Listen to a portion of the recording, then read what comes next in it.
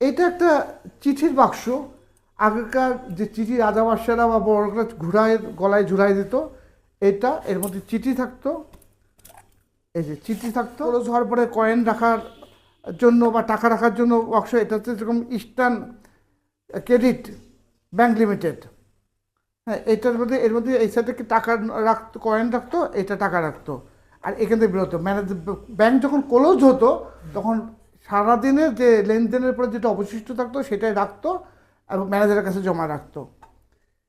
এইটা এটা মূলত হচ্ছে ব্যাংকের ম্যানেজারের কাছে থাকতো। এটা একটা চিঠির বাক্স। আগেকার যে চিঠি রাজাবাদশারা বা বড়রা ঘুরায় গলায় ঝুলাই দিত, এটা এর মধ্যে চিঠি থাকতো। এই যে চিঠি থাকতো, চিঠি দেওয়ার পরে সেই ঘোড়াটাকে ছেড়ে দিত। সেই ঘোড়া যথারীতি যার কাছে পৌঁছানোর প্রাপকের বাড়ি পৌঁছে দিত। তখন বুঝতো যে এর মধ্যে চিঠি আছে। এটা চিঠির বাক্স। এইটা হচ্ছে কাঠের একটা গয়নার বাক্স, সাজগোজের বাক্স। অনেক ডিজাইন কাঠের এর মধ্যে রেখে দিত সেই সময় মেয়েরা। এইটা যিনি দিয়েছেন উনি মারা গিয়েছেন। এটা ঢাকার রাজেশ্বরী আমার খালাতো ভাইয়ের ওয়াইফ দিয়েছিলেন। উনি ক্যান্সারে মারা গেছেন। এই বাক্সটা তার হাতে দেওয়া। আল্লাহ জান্নাতবাসী করুন। জি।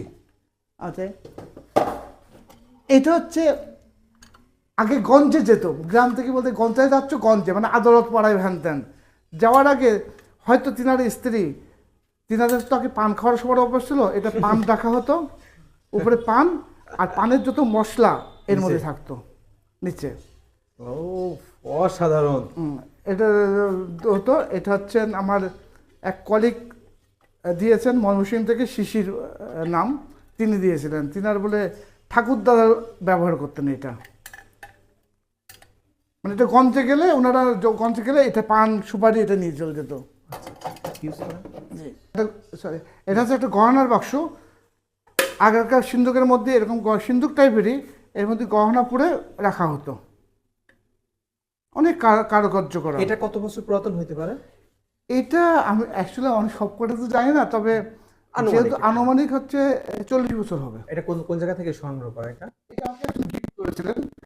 হলো মানে এটা আমার সুমন্দি গিফট করেছিল এটা আমাকে।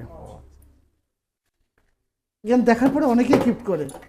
এইটা বলে আমি এটা খুব একটা অন্যরকম ভাবে, এখানে দেখবেন আব্দুর রহমান লেখা আছে রেঙ্গুন।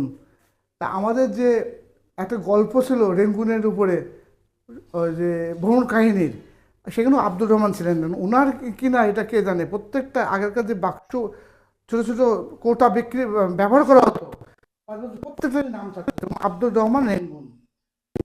মেড ইন হলো জাপান, জাপানের তৈরি। জাপানের তৈরি? এটা জাপানের তৈরি, মেড ইন জাপান। ওর ওর ভিতর কি রাখা হতো? এটা জর্দা টাইপের রাখা হতো।